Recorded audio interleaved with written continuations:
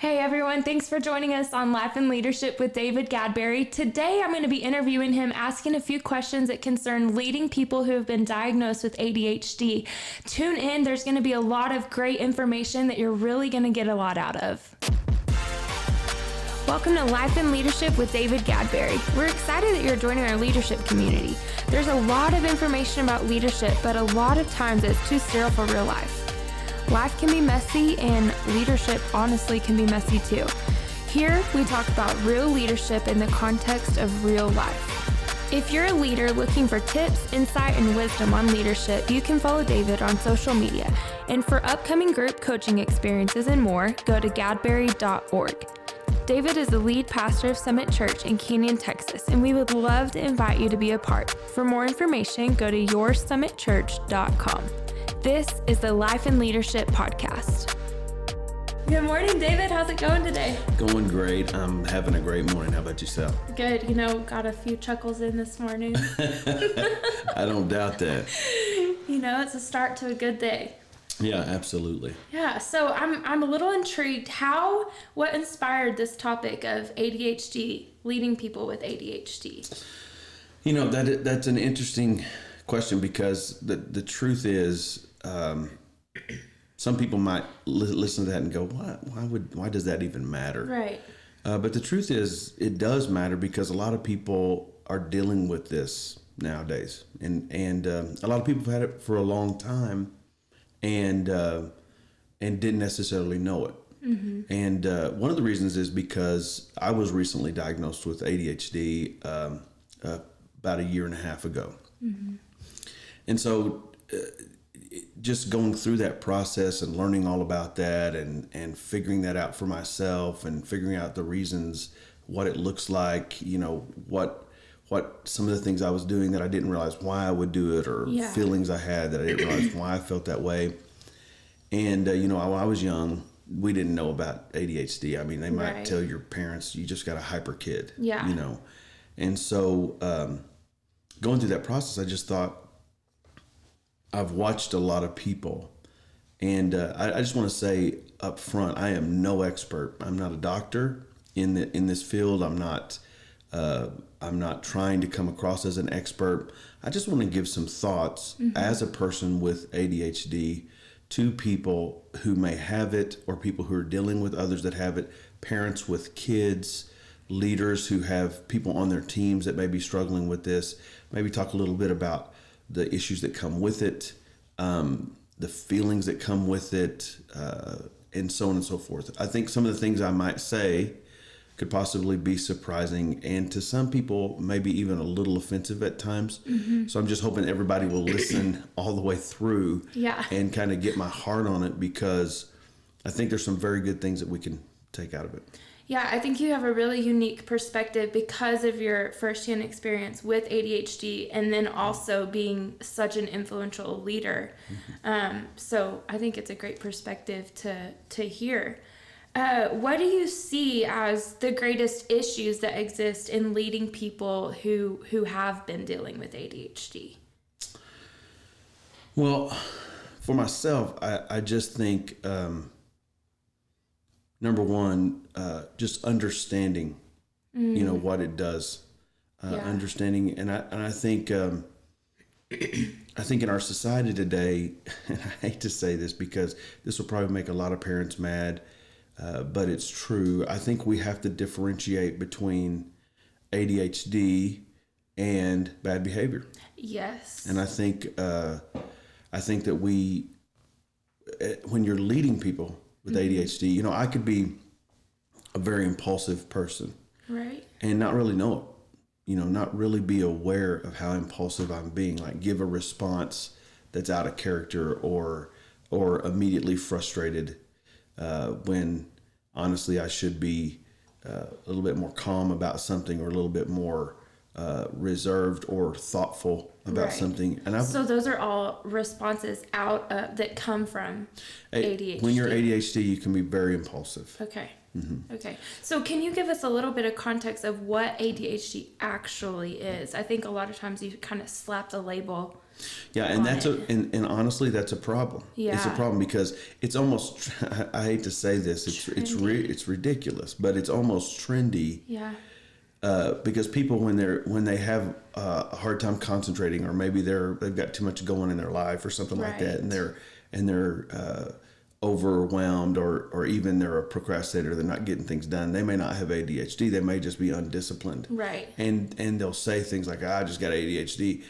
And I promise you, if you don't really have it, you don't want it. Yeah. Because it's a hard thing to deal with. Yeah. And especially if you haven't identified it. For years I dealt with this. For years. Like, I'm 51. Right. And my whole life I've dealt with it. And it took me probably till I was 45 before I would actually start acknowledging that maybe there's something to it. And the reason I did is because my wife is an elementary teacher. Mm-hmm. She's dealt with a lot of kids that were diagnosed ADHD. And she would see some of the same things in me. Yeah, like the same behaviors. Right, yeah. Right. And so she saw some things in me not long ago, and just impulsiveness or lack of attention. Like, I have to really focus. Like, if anything happens while we're talking right now, like anything happens, yes, exactly. I'll pick up on it, especially in an auditory way. Like, when I finally got diagnosed and they ran this, I thought it would just be a questionnaire or something. It was a very objective test you do on a computer that checks your attention. Yeah. And I thought I was killing it. I thought, man, they're going to come back and say you don't have ADHD. Oh, man. Because I just thought, man, I've answered. I've got this thing. Yes, because it checks your attention every time you have to click this thing. Every time and I'm like, man, I'm on this. And he got back and he goes, wow, like a guy my age. So it was very shocking. Right, a person my age is supposed to be in the in this thing. I can't remember which one, auditory, visual, I think, is supposed to be in the 81 percentile or something like that, and I'm in 20 percentile. Wow. Yeah, so extreme. Well, it's not, if you take the whole diagnosis, I'm not severely extreme. No, I'm not. Just in that specific. But in that specific way. Okay. So, like, if I'm talking to you and someone over here starts talking. Yeah. I will hear their conversation. And totally tune out of what's in front of you. I'll look you in the eyes and you'll think I am absolutely engaged with you, but I am not hearing a thing you say. So what are some problems that come as a result of that? I forget things. Okay. Like you have, working communication. Working with our staff, I've had to really learn to get people to write things down, send me texts, send me emails, things of that nature. Because if we're just talking, there are times that I hear you, right? But I didn't really hear you. Yeah. And so I've had to learn some things about that. I don't remember. Right now, I don't even remember what the question was. I don't even know. I don't know what the question was. So some of the issues that come up, I think misunderstanding. I think misunderstanding people, not thinking they're just being irritating, thinking that they're just doing a bad job. Or not focusing. They're not focusing. They're not paying attention. Which I have to say to people who have ADHD, and I'm not talking about people who think they have ADHD. I'm talking about people who've been diagnosed with ADHD. Mm-hmm. I think you have to be aware. Yeah. And we can talk in a minute. I'm sure we'll talk a little bit later about medication and getting help or therapy or whatever you need to do. But I think you need to be aware that it's not an excuse to be dysfunctional. Right. And it can't be your crutch.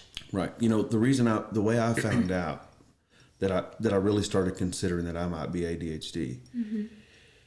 I always have memories in school of when Janae would talk about struggles she's having with some kid in class or whatever. She's been a teacher for 15 years, and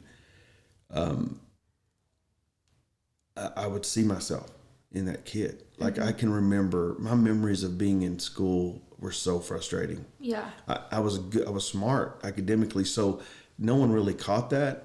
Went to 5th or 6th grade, and when I started going through adolescence, and then it started really showing up big. But I would get really frustrated when we would take a test, like one of those standardized tests, which back then it really didn't mean a lot. Yeah. And they didn't really put a lot of emphasis on it, but we just took it to see where everybody was. And I can just remember sitting there clenching my fist. So the anxiety just brought on from and it. having to sit there and concentrate until finally I would just start circling things in. Yeah. Just wouldn't even try to answer Just to finish. Yeah, just to get it just done. to get it done. And I just constantly heard, sit down, David, sit down, sit down. You can't just be walking around, sit down, sit down. Because I would just get up. Yeah.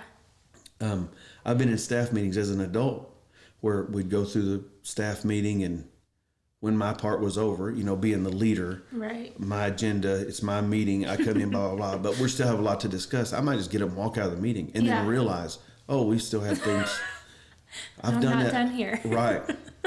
And everybody just sat, and I walk back in, everybody just sitting there waiting, knowing, Just needs a second. Yeah. So I think the issues are misunderstanding, getting educated about what it is, and not making excuses for yourself. What I was going to say is the way I learned about my situation was I started seeing these things, and I thought, well, maybe.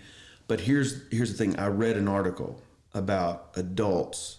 It was a research paper that adults who had ADHD coping mechanisms. Oh. And these were people who didn't realize what their problem was, but they learned to cope with it over time. And when I read it, it was a number of things. I want to say 25 things. Yeah. I did every single one of them. Wow. And I thought, man, maybe there is something to this. Yeah. And so I think a couple of reasons I want to talk about this is because it's important for us as leaders. Leadership, everything rises and falls on leadership, really. Right, yeah. So if you've got somebody on your team, and here's the thing about people with ADHD, a lot of people with ADHD are really talented, really smart, really sharp people, but there's just this quirk. It's just like something, everybody's got something, right? Right. Is it in your brain? Is it something you're born with? It can be. The doctor that I just met with not long ago told me it was genetic. Okay. So it's very possible that, I've wondered if my dad wasn't ADHD. He probably, if he hears this, he probably not gonna like that. But now, David. yeah. But the truth is, he said it can be passed down like that. Okay.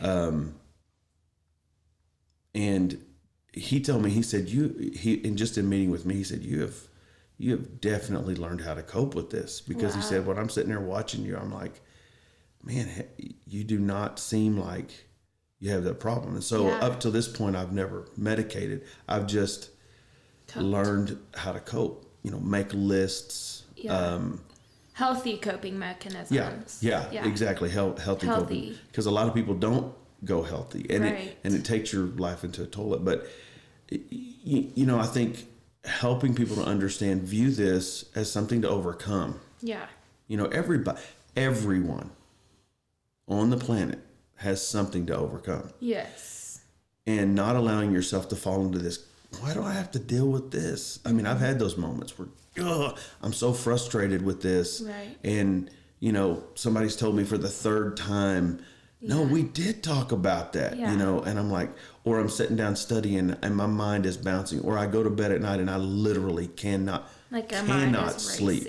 Not I'm having a hard time with sleep, but I cannot sleep. And I do a mind dump where I set up and I get a list out and I just try to get all that off my frontal lobes. And then I had a guy tell me that one time. I was listening to this leadership thing, and this guy told me one of the things you can do if you really can't sleep at night, especially if you're a leader because you get so much on your mind, to set up, write everything down, get all that, because you're holding it all in your front of part of your mind. And so it's the stress and all. So I'm like, yes, this is a solution for me. And so I get up one night and I write all this stuff down.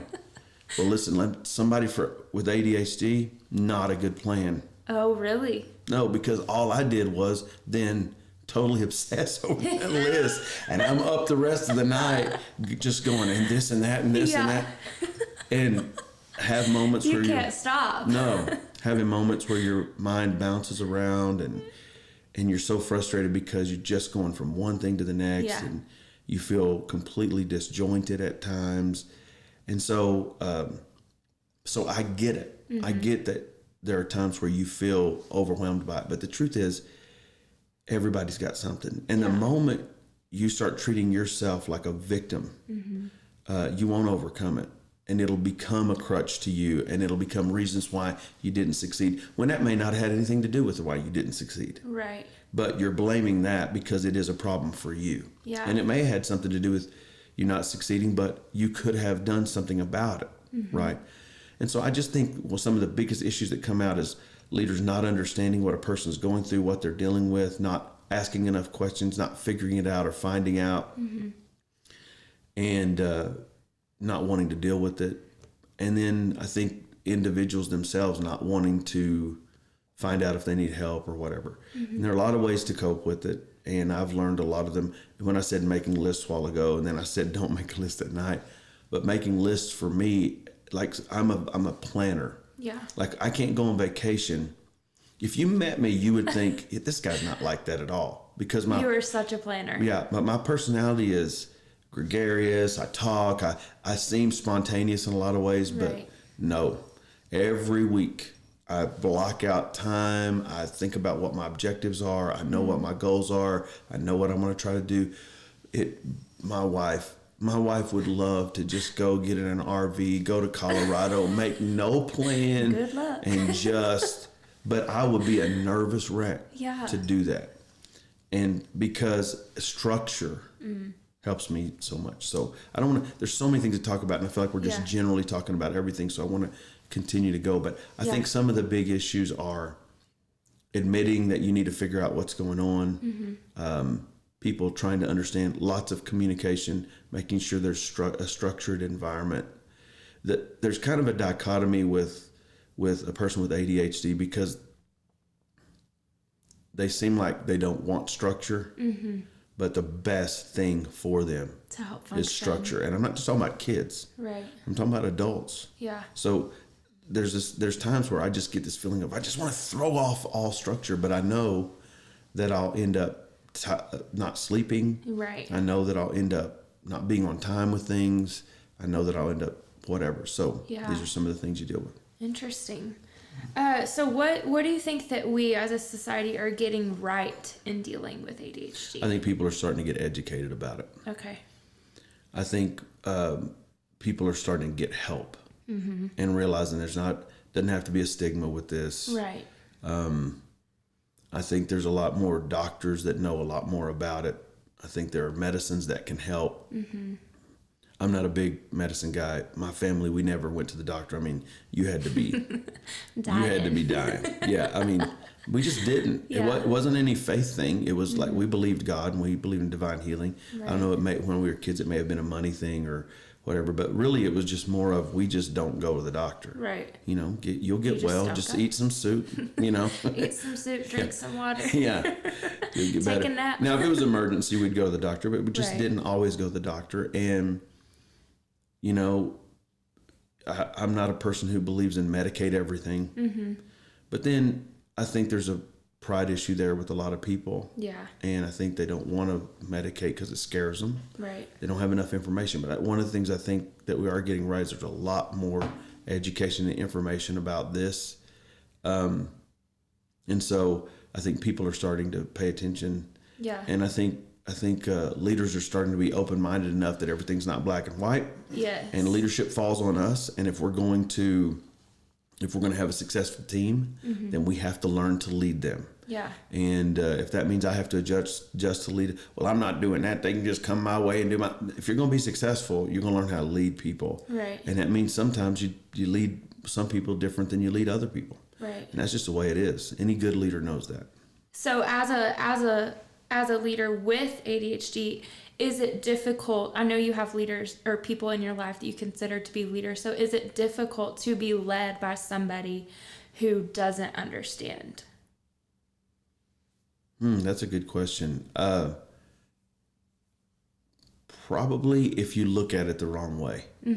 If you see yourself as a victim, if you're making excuses for yourself, if you're not holding yourself accountable to proper behavior regardless of your ADHD, Right. then Because there comes a point when you work for somebody, you just have to accept that I'm working for them. Their standards, their way of doing things, the expectations. If I want to succeed in this role, I'm just going to have to suck it up and get it done. Right. And that's my feeling. Now, I know a lot of people don't operate that way, but to be honest, they're probably not going to be successful, because in life, you don't get to make accommodations for your whatever it is you're struggling with. Right. You have to get it done. Yeah. And that's the way I look at that. I don't know how it is for other people, but for me, I would never go, well, you don't understand I have ADHD. Matter of fact, it's very hard for me to even tell someone I have it. And the only reason I do it now is because I think it could help some people. Like I've seen parents, I've seen hope. I'm not going to get emotional, but I've seen hope in parents' eyes when I tell them I have ADHD. Right.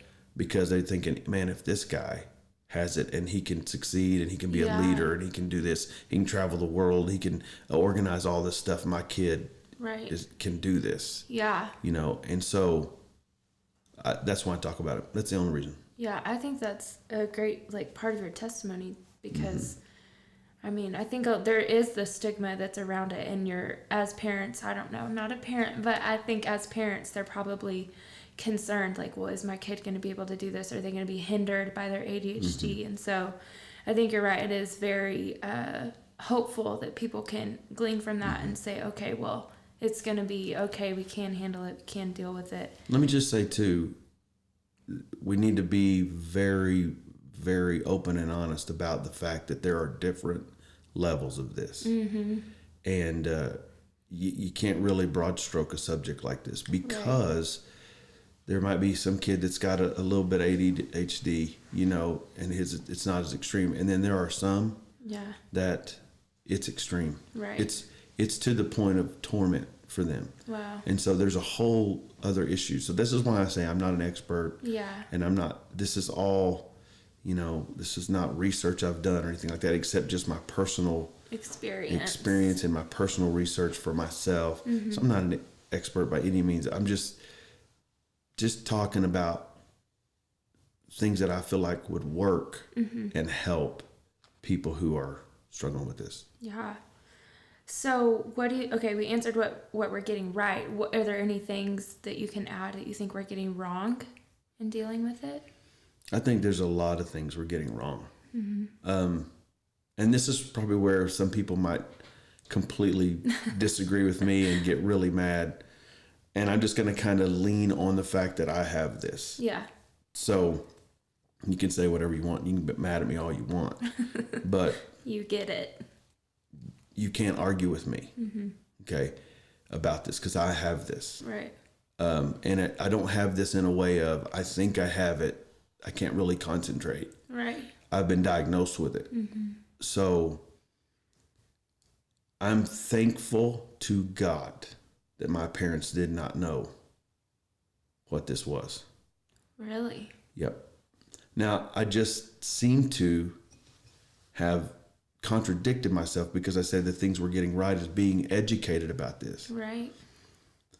But I'm thankful personally that my parents did not know what this was, and it wasn't something that was talked about. Like I said earlier, they might just say, you got a hyper kid. My mom will say all the time memories of me just running off, or running across the street, or just, I see something and I go, and my teacher's always calling home, he just needs to sit down. He just won't stop. He's just moving all the time. And he seems distracted or whatever. But they didn't know. And so the way they treated me, of course, now let me just say I have a very loving family environment. I mean, like super, super loving. I mean, like these people are the best people in the world. And in my mind. But they didn't accept bad behavior. Right. And I had some serious bad behavior. When I became an adolescent, I started a lot of really bad things really young. And there was a lot of reasons for that, but this had a part to play in that because I wasn't understood. Right. But at the same time, my mom and dad never accepted, you don't just get to act like this. Yeah. And even though they didn't understand, because they had a standard of behavior and they were trying to raise a young man to be somebody who they could be proud of, or really that didn't matter to them as much as somebody who would be a good person, Right. a good citizen, a person who would live their purpose in God, a person who would have a good life. And they knew that the direction I was going wasn't going to be positive. Right. And so they didn't accept this, didn't even know to accept this, right? So they parented me like they would parent anyone else. And so I think I'm going to say it, and I'm a little trepidatious to say it, but I'm going to think, I really truly think that some parents are getting this really wrong. They've accepted the fact that their kids have ADHD. They've got them on the medicine, and all of that's good if it's the right medicine, it's the right doctor, they're getting the right advice, and maybe whatever level it is, they're getting some therapy or whatever. Yeah. But I think one of the mistakes we're making is not differentiating between ADHD and bad behavior. Yeah. And we're even allowing excuses because of ADHD. And I just want to say this very plainly. When your kids grow up and in life, they're going to have a pattern of how you raise them. And the life and people and jobs and careers and success is not going to go, oh, it's okay. Yeah. You have ADHD. Right. So just whatever. Yeah. And we're still going to give you the promotions, and we're still going to give you the opportunities, and you're still going to have a good relationship, and I'm still going to stay married to you even though you're acting crazy. Right? Now, you know, that's not going to happen. Right. And so the faster and better we can teach our kids to cope, to understand positive ways to use this to your advantage. I'm going to tell you right now, there are some things that ADHD has helped me.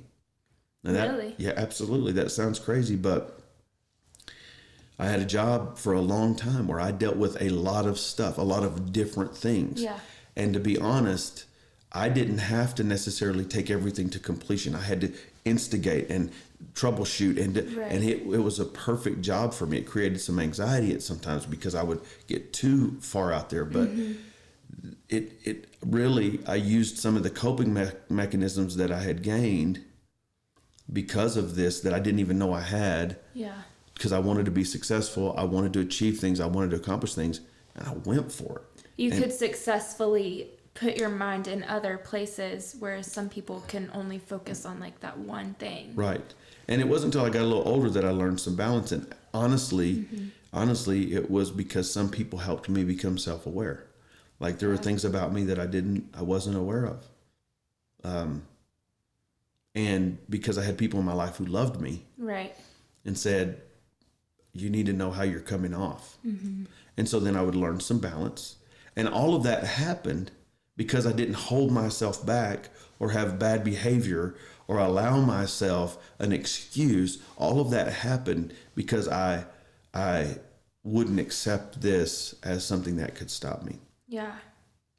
Wow. When I was young married, this was really a problem because I had no clue, and I was very emotional and very impulsive. Wow. Do crazy things, Yeah. just stupid things.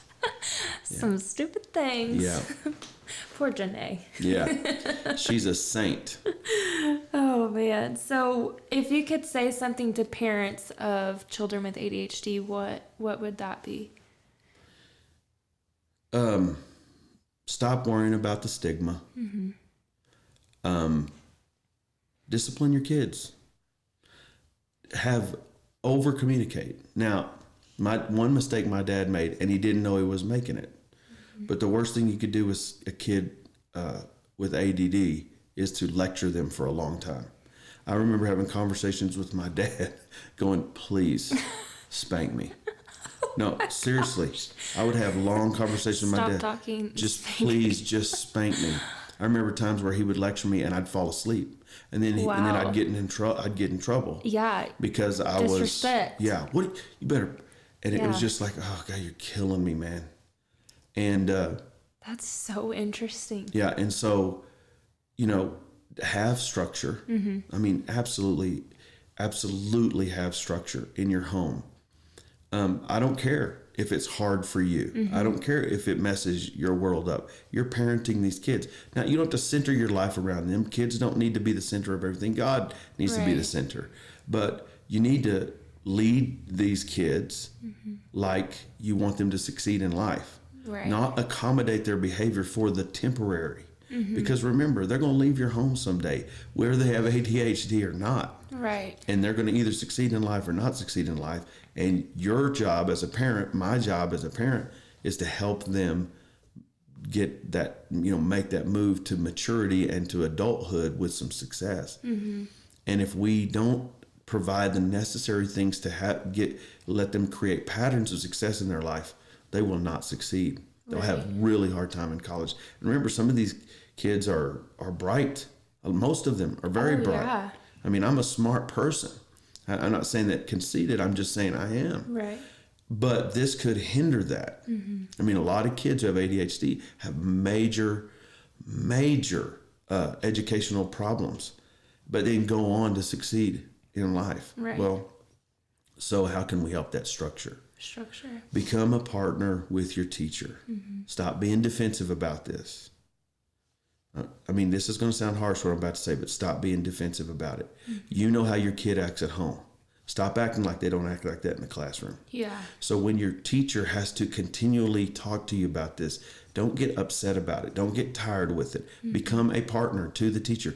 I can guarantee you, ADHD kids are hard to deal with as teachers. They are, because they're not the only kids in the class. Right. But that 98% of those teachers want your kid to succeed. Oh, yeah. They don't just want your kid to behave. Right. They want your kid to succeed. And if you see them as the enemy, because they're also having to correct the behavior of your child, they're not going to succeed. Right. And then you can't blame the teacher. Make the teacher your partner. Listen to what they're saying. They're equipped now. Yeah. I'm telling you, teachers are equipped, and they have specialists in the educational system that are equipped to help you get the resources you need to help your child. So be a partner with the teacher and learn to help in that setting. Don't blow it off. Don't act as if you want to go into denial, like this isn't really happening. Don't make excuses. Right. Discipline your kid. Give your kid consequences. That's what helps. That's what keeps them in line. I went off the rails for a period of time, several years in my life. And it was literally the structure of my life, the consequences, and the parenting that I got that brought me back. I'm just being honest about that. I didn't like it at the time. Right. But that's where parents, listen, the job is not for your kids to like you. Yeah. It's for your kids to respect you and to follow you, especially if you're leading them someplace good. Right. So to parents, I would say partner with your teachers. Create structure in the life of your kid. Don't obsess over this, and don't cause your kid to become a subculture. That this bothers me, that now we don't just have kids who have ADHD. We have it's almost like a special interest group of ADHD. Yeah. It's like, come on, they're just kids. They've got an issue. Help them learn to cope with it, deal with it, do whatever you need to make it better. But they're kids, and treat them like kids. Give them the things necessary to help them succeed. But don't treat them like there's some kind of subgroup within the rest of the deal, because that's not going to help them in the future. And it's not the real world. No, it's not the real world. It's not. You don't get to go, oh, you're that part of you. That's okay. So we'll give you a special job, and we're just going to give you loads of money, right. And your relationships are going to be awesome. And you don't teach your kids to deal with some of their behavior as a result of ADHD, or get them the help that they need. Their relationships are going to pay for it. Yeah. It's a problem. It's a problem. I love one of the things you said about, I think it's important. Discipline is an act of love.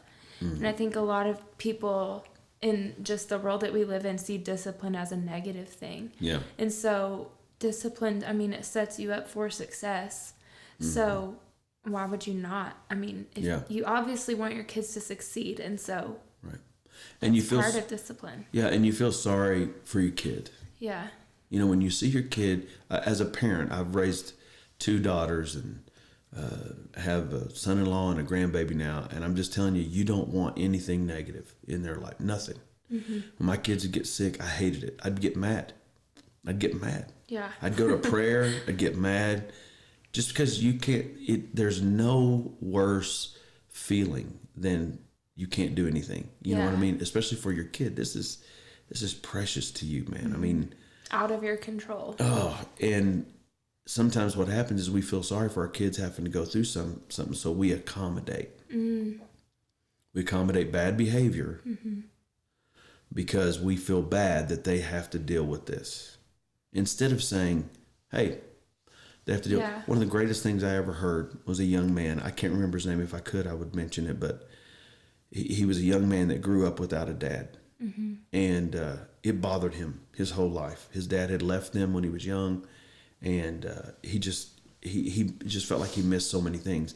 And he got to this young adult age, and he was a Christian believer, and he was wanting to go into ministry or whatever. And he kept finding these mentors in his life, and he kept getting frustrated and feelings hurt because they wouldn't meet his expectations. And what he figured out was he wasn't really looking for a mentor. He was looking for a dad. Yeah. And he came to the conclusion, life isn't fair. I didn't get to have a dad growing up. And I can make a choice here. Either I can make a decision that that's just not something I'm going to get to have. Right. And here's what I'm going to do instead. I'm going to become the very best dad I can possibly become. Yeah. Or I can make the decision to keep going down this self-destructive trail of trying to fill that void in my life. Right. And keep getting disappointed and hurt. Exactly. And so the deal is sometimes that life isn't fair. Yeah. Sometimes you have problems you have to deal with. Right. And we can't feel sorry for our kids or feel sorry for someone on the job that we're leading, an adult that has this, that no one has made them self-aware. No one has let them know, hey, these are some problems. Yeah. No one has confronted this in their life. And no leader loves them enough to take time with them and communicate with them and say, hey, this needs to change. Yeah. And if we're not willing to do that, then we don't really care or love them. And I know that sounds harsh. And I know there are parents out there right now that are listening to this, and they'll say, you don't understand how bad my situation is. Yeah. This is severe. I do understand. I do understand. I've worked with a lot of families with this, and I've had it myself. And so I do understand the frustration of it. I understand the craziness of it. I understand the constantness of it. Yeah, the constant chaos. It doesn't go away. Right. You know, my wife, when I said she's a saint, I'm telling you, like I'm telling you that she's had to deal with a lot of things because of this. Yeah. And I'm not saying like I've been a horrible husband or anything like that. Right. But it doesn't just affect you; it affects it your does. circle. And if there's no one in your life that loves you enough to say, hey, Right. that's not okay. Yeah. It's not okay for you to just impulsively do that because you just happen to think of it at the moment. It's not okay for you to get frustrated at that level for no reason. It's not okay for you to not ever remember anything I tell you because you're not really listening to me. Right. Right? Yeah.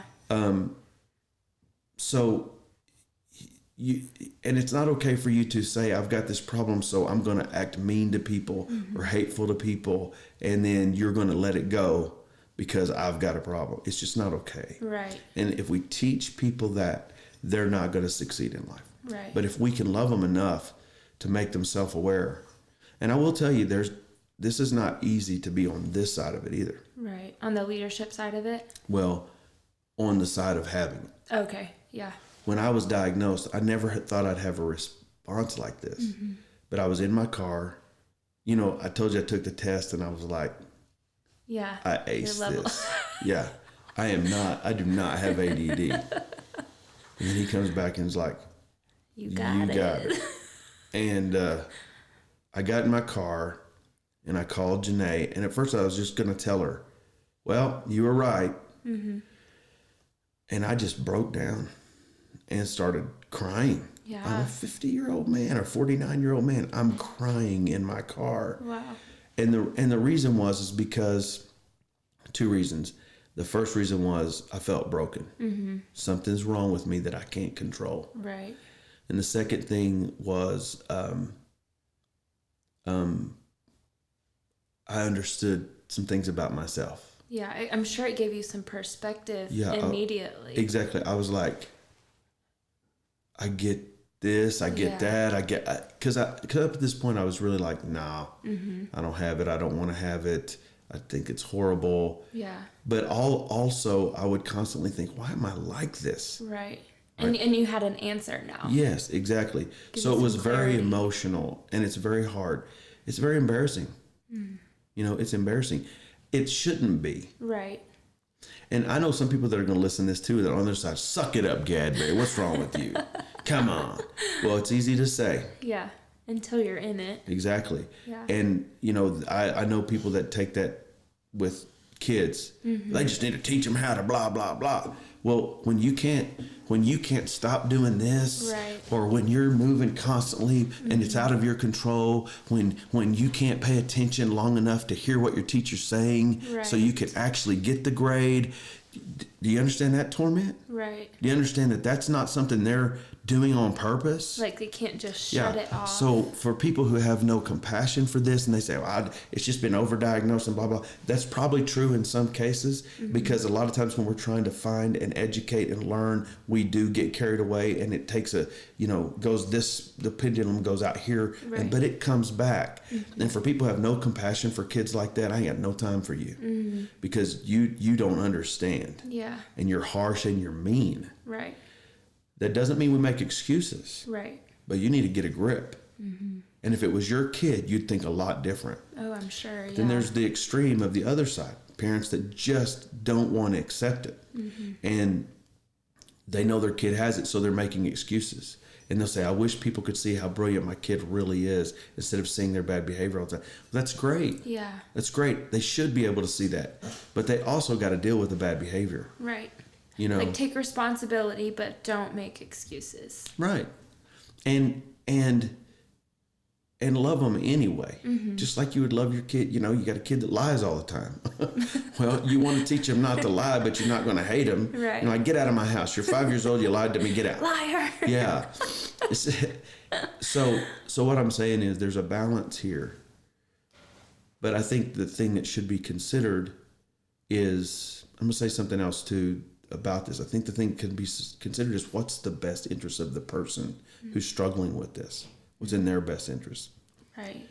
And I think when we obsess over this as parents and we make this the center of our life, yeah, that's another way of handicapping your child in this situation, because they don't need to be thinking that their whole life is about ADHD. Right. That, you know, they just don't. Because then that just puts you in such a box, and it totally labels you and hinders you in reality. I really appreciate what's happening in the area of mental health in our culture right now, because we're becoming aware. Yeah, I was going to say there's such an awareness that's happening. Right. And it's very important. A lot of brilliant people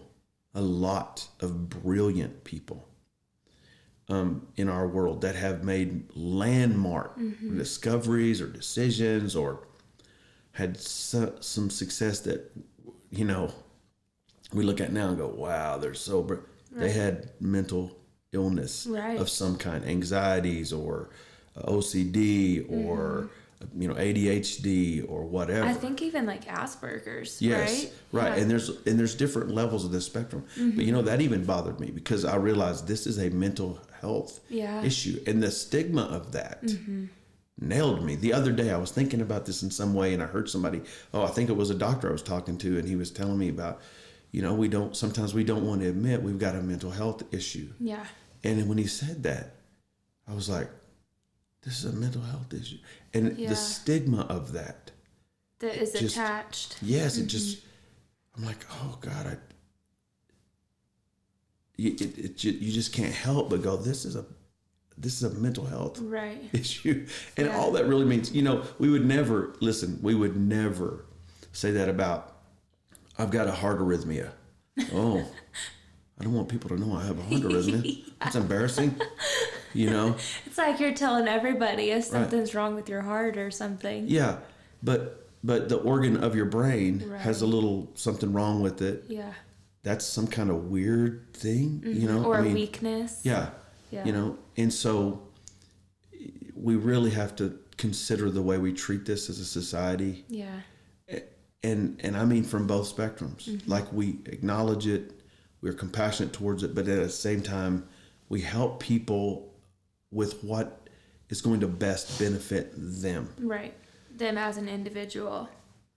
Right. Yeah. There's no one I admire more than parents who have kids that may be crippled or may be quadriplegic. And there's a lot of these that just tell their kids and raise their kids like, we're not going to accept that this is going to hold you back at all. Right.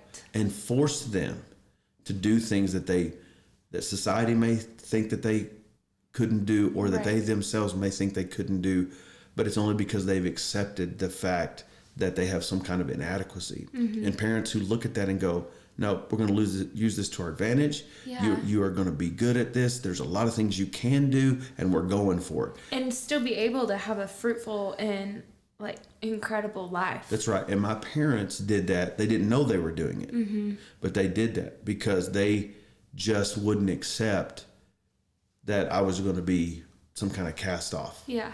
You know? Yeah, that's incredible. So what would you tell someone who is a leader and is challenged by their own issues with this? Admit it. Admit it. Yeah. Go to the doctor. Stop being a baby. Yeah. Go to the doctor. And prideful. I think it's a pride So much pride. issue. You don't want, I'm not just a leadership, I don't just own a leadership company. I'm a pastor. Right. And I had this long talk with my doctor the other day, and he had something that he was dealing with as well. And he said, we're physicians, we're pastors, we're helpers of people. Right. We're not supposed to need help. Oh yeah, because that's like the that old stigma. saying, You have to be physician, perfect. right? Physician, heal thyself. Yeah. It's like we're not supposed to need help. But think about, let's not just talk about ADHD, but let's talk about anxiety and stress and pressure. Yeah. Think about people who are doctors, people who are psychologists, people who are pastors and leaders. Carry the weight of a lot of people. Yeah. Right. How do they not? You, as a pastor, and I'm speaking only to pastors now, but as a pastor, you have to learn to take all that stuff and put it at the feet of Jesus and leave it with him. Yeah. You can't carry that. You were never meant to carry it. God didn't give you the capability of carrying it. You're a human being. You can't even carry your own stresses and pressures. Right. You've got to give, the Bible talks about in Peter, take all your anxieties and put them on God, because he can carry it, because he cares about you. Right. So I think the first thing I would tell them is stop carrying the weight of the world. It's not your job. Right. Understand Understand what your purpose is. Live out your purpose. If you have ADHD, go to the doctor. I have just now, and I'll say this, I just now started taking medication. I've never done it before. Taking a very low dose of something that is a daily thing, not an ongoing thing, because my doctor felt like I wasn't extreme and didn't need to go overboard with it. Let's try it out, Yeah. And I'll tell you, it's helping me. I don't know exactly how, but I can just tell. It's different. And if it made me feel weird, I can stop it. Yeah. It's not something that has to build up in my system, the kind of medicine that I'm taking. There's all kinds of different medicines. Yes. And if you go to a good psychologist, they'll tell you this may just need to be something you go to and have some counseling sessions over, learn some coping mechanisms. Then the next level is maybe there's some medicine out there that could really affect your life in a positive way, give you more success. And maybe it's more intense than that. Yeah. But what I think you have to do, you don't have to do what I'm doing right now. Because I'm telling you right now, when I'm talking to you, I feel the risk of what I'm doing right now. Right. Because I know that there are going to be some people that see me different because of what I'm saying right now. Right. They're going to watch this and they're going to go, ooh, I didn't know that about him. Yeah. Ooh, he's on medication. Right. Well, you see what I'm saying? I'm taking a risk as a pastor.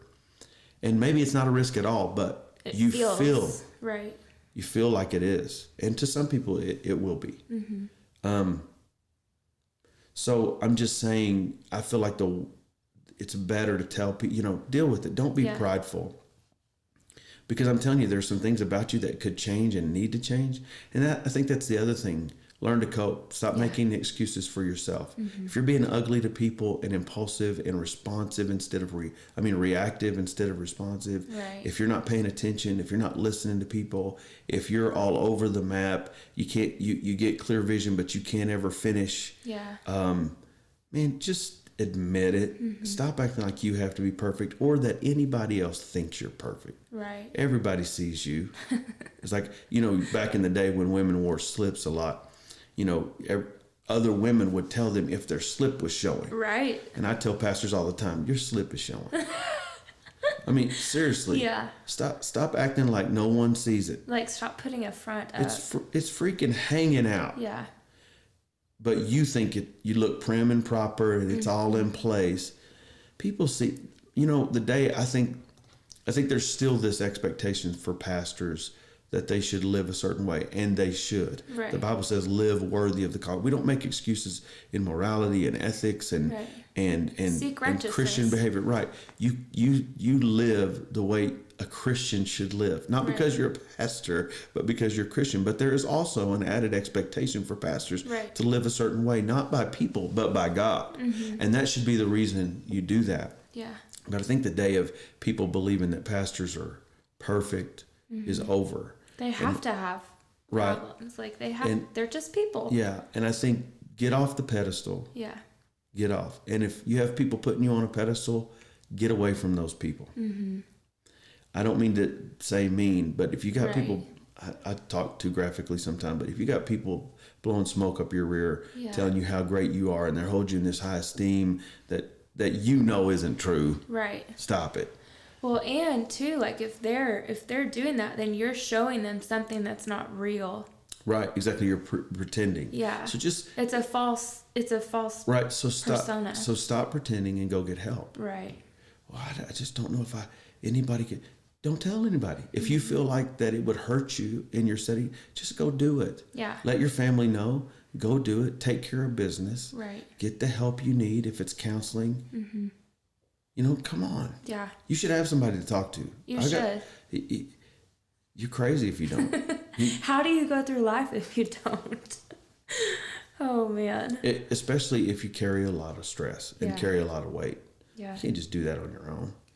And that may not be a psychologist or psychiatrist. It may be another pastor friend, a mentor, maybe your spouse. It may be, you just have to have somebody you can open up to and just get real with. Yeah. Someone you trust.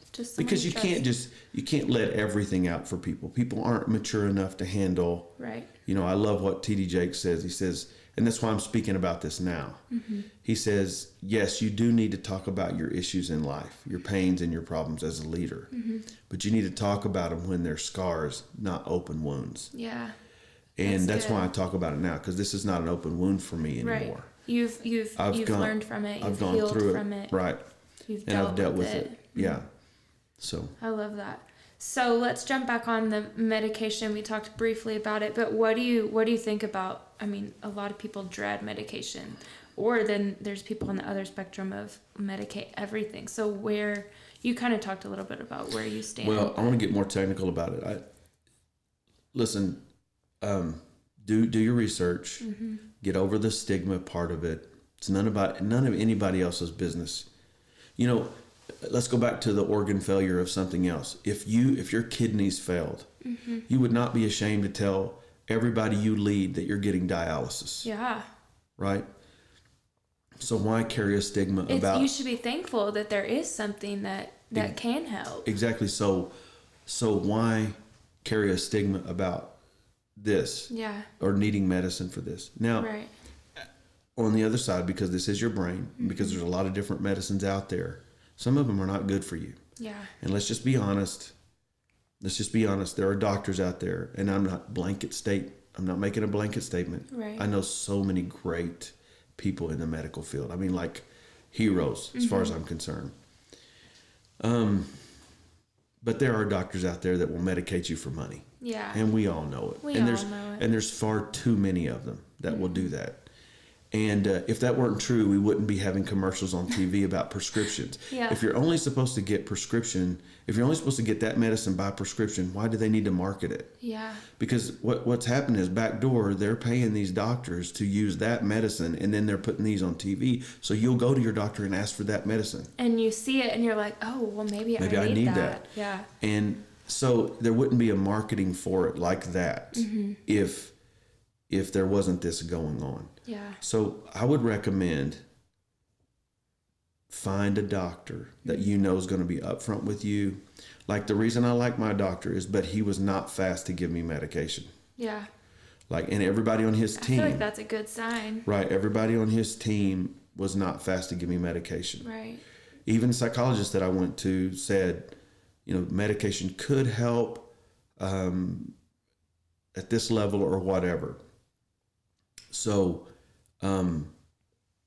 I liked that. I liked that he wasn't pushing something on me. And he told me everything about any medication that I could possibly use. He gave me totally, this is what it's going to do. This is what some of the side effects are. Yeah. This is how you could feel.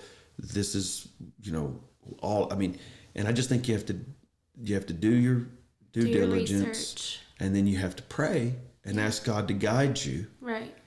And, by the way, ask God to heal you. Yeah. I pray for God to heal me all the time. Yeah. But if God doesn't heal me divinely, I know that there are things out there that can help me medically. Yeah. So I think medicine is a very big issue. Get rid of the stigma, but at the same time, there's a lot of research done about some medicines that are just not good. Right. And just being aware of that. Right. Yeah. And so I just think you get educated, find a friend that's in the medical field, and don't just listen to everybody. And for God's sake, don't go on the internet and obsess. WebMD. Now, this is going to sound funny what I'm about to say, but it could be true. If you're having mental health issues, sometimes you have more than one. Yeah. Okay. So say you're a person, and I'm being serious about this. Say you're a person with OCD. So obsessive compulsive disorder. Right. And you're struggling with something else as well. Say ADHD. So you get on the internet and you start reading everything that has said about what medications and what to do and what this and what. How are you not going to obsess over that? Oh, yeah. And then go into this spiral of just like negativity. Right. And oh my God, this and that and this, or the other direction of I've got to get this and I've got to do that. I've got to go. Right. And so, that's such a good point. There are people out there that have gone to school for 8, 9, 10 years and spent hundreds of thousands of dollars to get this education. They're called doctors. Right. And take a visit. And interestingly enough, they know more than the average person out there surfing the web. Yeah. I Googled it. Oh my god. I got on the Googles and it helped me. You go to Google, you've got cancer. Well, hey, listen. Sorry, I didn't quite catch that. My thing went off. Sorry about that. Siri went off. Listen.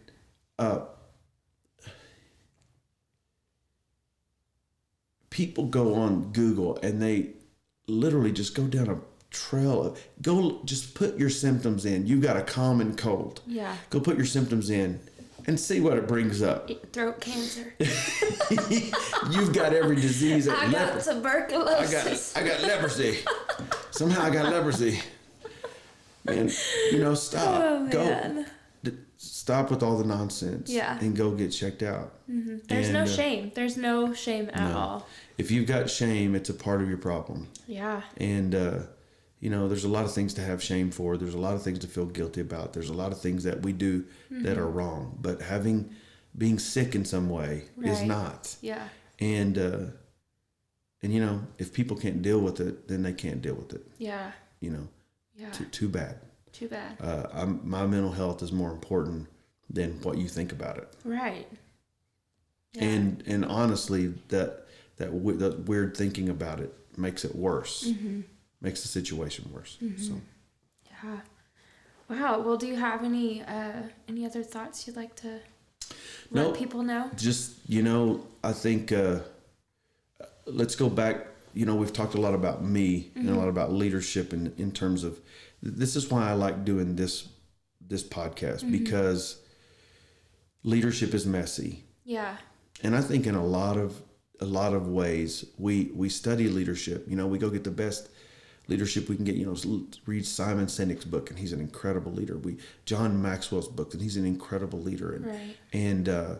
And all of these men, when they write these books, and women, when they write these books, or they do these videos, or they do these podcasts, we don't sometimes understand that behind all these principles that they're putting forth is a massive amount of pragmatism, a massive amount of practical experience. Right. These people are not spouting theory. Yeah. That's why a lot of times now, I'm right now getting a business degree, a master's in business, and so organizational leadership. And I'm going to say something that will sound antithetical to that, but sometimes it's better to listen to businessmen who've actually run a business for 30 years and led people for 30 years, or a pastor who's led for 30 years, than it is to go to a class about the theories of business. Yeah. Because I'm just going to tell you, I study some things and I'm like, this is nonsense.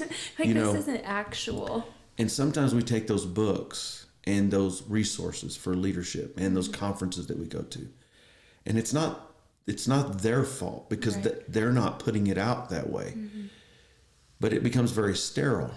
Okay, if I do 1, 2, 3, 4, 5, then this is going to happen. Yeah. And for some reason in our American Western mind, that's the way we think. We don't like the process. We just want the result. Yeah. So we look at principles like this as a formula. And really, principles aren't like a formula. They are something to be used consistently in your life that compound over time, that will bring you success if you consistently practice them. Right. Right? It's not about, hey, if I do 1, 2, 3, 4, that's going to equal $1 million. Yeah. It's just not. You can't calculate it. It doesn't work that way. Because what is not calculated usually is the strategic planning that has to happen in leadership. Yes. The assessment of obstacles and problems and issues, and how we're going to deal with that if that comes up. Right. If you haven't gone to those depths in developing your leadership, then you have not truly done that. And that's why I say leadership is messy, and you can't just take these. It doesn't happen in a vacuum. You can't just take these principles and go, I'm going to do this and this is going to happen. And so I like talking about things like this because it's real life, real people. Right. You've got people on your team that have ADHD, whether they know it or not. Right. You've got people on your team that are dealing with more and more and more, dealing with anxiety. Matter of fact, you've probably got people on your team that have contemplated or will contemplate suicide. Yeah. And we've recently found out that is not exclusive to the business community or the world community. It's also can happen right in the church, right on church staffs. Yeah. And why would we think that it's limited to those people? Because we don't want to believe that that's true. And we've got some things wrong in our society that we have in America, where we're so blessed. We have rising suicide rates. It just doesn't make sense to a lot of people. And a lot of it is because of these things that we refuse to deal with. And we refuse to deal with them honestly. Now I'm going to leave with this, okay? I'm going to leave with this. I'm going to close with this. I would just want to say, if you're going to be a great leader, you can be a good leader and go through the motions, a decent leader. But if you're going to be a good or great leader, you have to deal with the mess. Oh, yeah. You have to deal with it. You can't be afraid of it. You have to confront it in yourself and in your team. And you have to do it not out of some kind of criticism, but out of care and compassion that will take me to the place of helping you get better. Yeah. Okay. But we can't make excuses because of some of these problems. Right. In Western world, we've got all these blessings and all these situations and all these things, yet we have all this anxiety and stress and oh my God. And I could sit here, we could have 10 podcasts about the reasons for all that anxiety. Yeah. But I was driving in a car in Rwanda, Africa, with a young man who's about, at the time, 31 years of age. Mm-hmm. He had graduated high school in Africa, come over to the States by an organization that had blessed him, got his bachelor's, got his master's. Now for that same organization has gone back to Rwanda and is leading a master's program there. Mm-hmm. Brilliant young man. Brilliant. Wow. When I say brilliant, he is one of the sharpest guys I've ever met. Wow. Always has a smile on his face. Mm-hmm. Always. Just encouraging and uplifting and solution oriented and smart, and just a great guy. And we were driving from Kampala, Kigali, and we were driving up to Kibuye? Yeah, up to Kibuye. Mm-hmm. And it's about, I don't want to say a 3 or 4 hour drive, and it's windy and it's mountains. So we just got in a big conversation. Yeah. I was just asking him all about his life, and he begins to unfold this story to me. Mm-hmm. He's 31 at the time. So he was about 12 in 1994 when the genocide in Rwanda happened. Yeah. 800,000 people in 100 days killed. One tribe. Brutally murdered. Yeah, one tribe totally trying to annihilate the other. Right. Like purposeful annihilation. Planned out. The Hutu were going to demolish the Tutsi. Mm-hmm. And if you were a Hutu and you were going to get in the way, we'll take you out too. Right. And he was 12 years old and he was Tutsi. Mm-hmm. And he saw his dad, his mom, and his 2 sisters hacked to death in his own home. With machetes. With machetes. He ran into the jungle at 12 years old. At one point had to live by himself in isolation in the jungle for 6 months. Yeah. Finding food wherever he could get it, hiding, going from house to house, doing whatever he could to try to survive. Mm-hmm. At 12 years old. 12 years old. He ended up being taken in by one of the military factions that were there that were fighting for the right side and trying to bring order, and they raised him up and helped him and provided for him. He literally has no immediate family. Yeah. Like no immediate family. He has cousins that are distant, but everyone, his immediate family, grandparents, uncles, aunts, sisters, brothers, all dead. Mm-hmm. All dead. Now, if you were ever going to feel alone, right, this is the guy who could feel alone. Yeah. And the whole time he's telling me this, he's telling me so matter-of-factly. Mm-hmm. You would think that there'd be some kind of, bitterness in there. Yeah. You'd think that there'd be some kind of contention in there. Yeah. Or why me? Or victimization. Right. And the more he talked, tears got up in my eyes, and I was like, brother, I'm not going to say his name, but brother, how can you be telling me? I just don't understand how you're not. I just would think if we were to go that in America, we'd be in a padded cell banging our head up against the wall, going, oh my God, my life is over and blah, blah, blah. Right. And here he is at 31, driving us to a ministry effort and a leadership effort. We're going to do 2 days of leadership teaching and training, and everyone there were Hutu. Wow. The tribe that brutally murdered his family. Whole family. He's got Hutu friends. He's my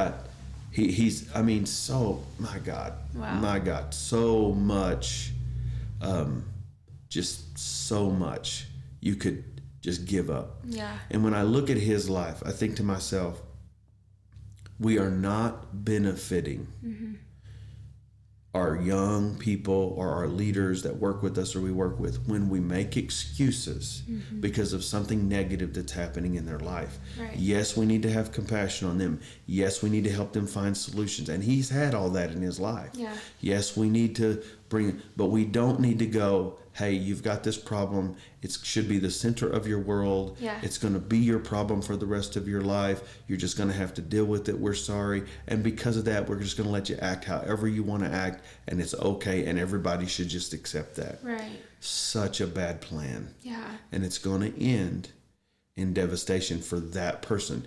At some point, you'll be able to release it. Right. But they won't. And so I'm just saying, let's have compassion, let's care, but let's not make excuses, and let's not just give up. Yeah. Because in a lot of ways, that's just giving up. Yeah. And so I just want to say to parents out there and leaders out there who are dealing with someone in their life that is dealing with any kind of mental illness, or especially ADHD. Mm-hmm. Listen, don't give up on them.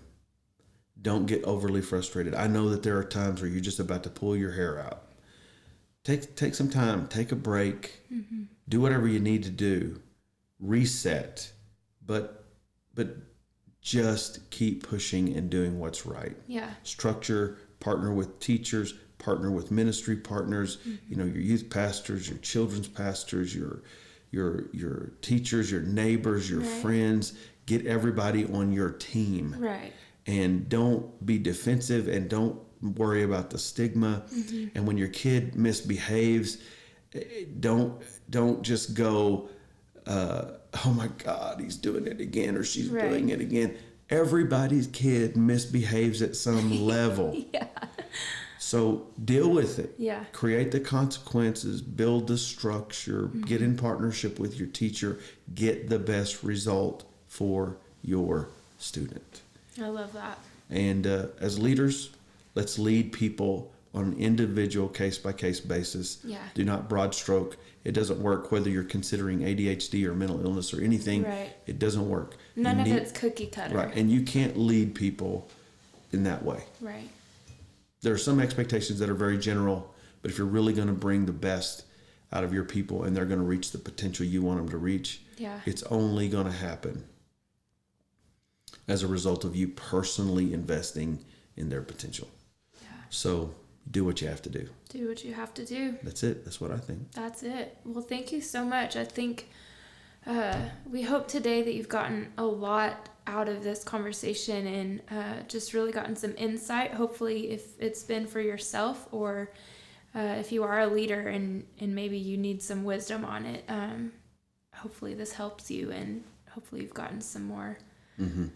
And if they want to reach out to us, and I know this will be on part of the package of this podcast, but if they want to reach out, they can connect at gadberry.org. If they want to email me and have more questions and talk, or if they're ticked off at what I said, hey, I'm always open to correction. I know that every situation is different. I'm only speaking of my experience. I am not an expert. If I'm an expert in anything, I do have a certain bit, very little expertise over 30 years of leading people and working with people, and just my own personal experience with this issue over all this time. So I'm not by any means a doctor, and I'm not trying to, I just want to disclose I don't want, but if you're mad at me, I'm not mad at you. So if you want to send me a scathing letter and say you don't understand, you don't get it, we can talk about it. Yeah.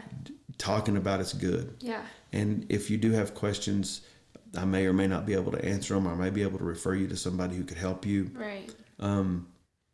But we'd love to hear. We'd love to hear. Questions. We'd love to hear back from you, and just know that this is done from the heart, and I'm putting myself out here. I really am, and I feel the weight of that. Yeah, but I just feel like if somebody can look at us and go, "Hey, listen, they can succeed. They're doing some things that are, on scale of big things or successful things, or helping people, or their life is successful. They've got a great family." And then you can look at your kid and go, they're going to make it. Yeah, there's hope. Yeah, they're going to make it. I have hope in this. Thanks for being a part of the Life and Leadership podcast all around the world. We have listeners that are a part of our leadership family from Nigeria, Sweden, South Korea, United Kingdom, and all over the United States. You can subscribe to this podcast on iTunes, Spotify, Google Podcast, Overcast, Pocket Cast, Castro, Castbox, and Podchaser. For a video version of this podcast, you can subscribe on YouTube. Join us next week for more on life and leadership.